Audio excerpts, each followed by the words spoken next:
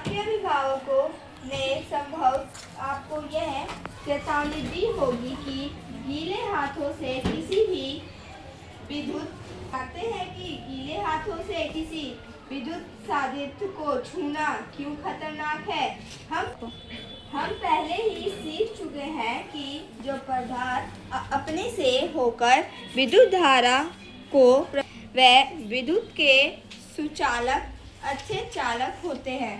इसके विपरीत जो पदार्थ अपने से होकर विद्युत धारा को आसानी से प्रभावित नहीं होने देते वे विद्युत के ही चालक होते हैं। कक्षा 6 में यह जांच करने के लिए कि कोई पदार्थ अपने से विद्युत धारा को प्रभावित होने देता है या नहीं, हमने एक टेस्टर बनाया था।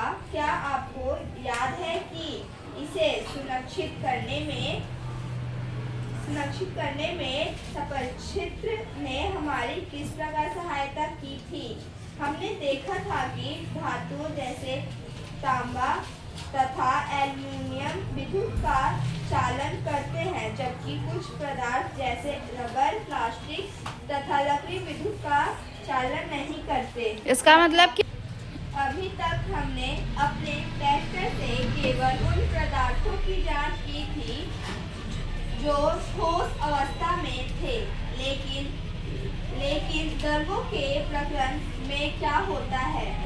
क्या द्रव्य भी विद्युत चालन करते हैं? आइए ज्ञात करें। 11.1 क्या द्रव्य विद्युत चालन करते हैं? यह जांच करने के लिए कि द्रव्य अपने से होकर विद्युत धारा को प्रभावित होने देते हैं या नहीं, हम उसी संपरचित का प्रयोग कर सकते हैं। तथापि अब हम सेल के स्थान पर बैटरी का संपरचित का उपयोग करने से पहले हम यह भी परीक्षण करेंगे कि वह कार्य कर रहा है या नहीं। इस प्रकार जब भली भांति कार्य करने लगे तो इसका उपयोग विभिन्न द्रव्यों का परीक्षण करने के लिए कर सकते हैं।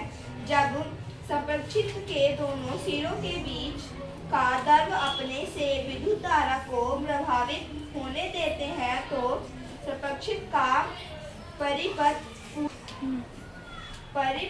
में विद्युत धारा प्रभावित होती है तथा बल्ब दीप्त हो जाता है। जब कोई द्रव्य विद्युत धारा को अपने से प्रभावित होने नहीं देता तो संप्रक्षेपथ पूरा नहीं होता तथा बल्ब दीप्त नहीं होता। कुछ स्थितियों में द्रव्य के चालक होने पर भी संभव हो सकता है कि बल्ब दीप्त ना हो। ऐसा क्रियाकलाप 11.2 में भी हो सकता है। इसका क्या कारण हो सकता है? क्या आपको याद है कि बल्ब से विद्युत धारा प्रभावित होने पर वह दीप्त क्यों होता है?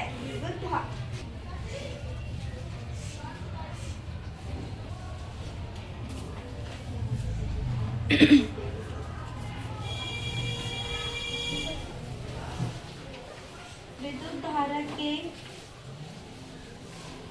ऊष्मीय प्रभाव के कारण बल्ब का तो गर्म होने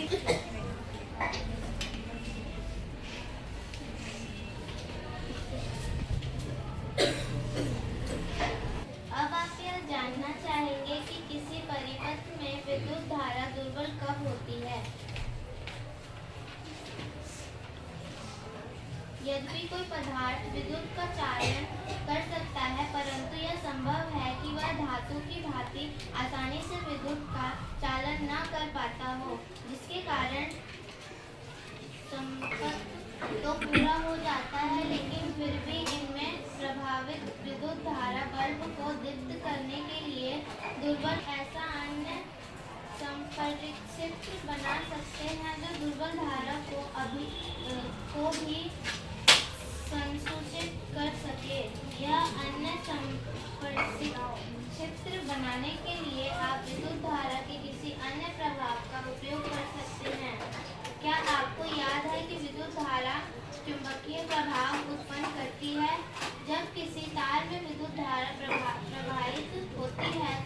उसके पास रखी चुंबकीय सुई पर क्या प्रभाव पड़ता है। विद्युत धारा के बहुत दुर्बल होने पर भी चुंबकीय सुई में विक्षेप देखा जा सकता है। क्या हम विद्युत धारा के चुंबकीय प्रभाव का उपयोग करके कोई संपर्क बना सकते हैं?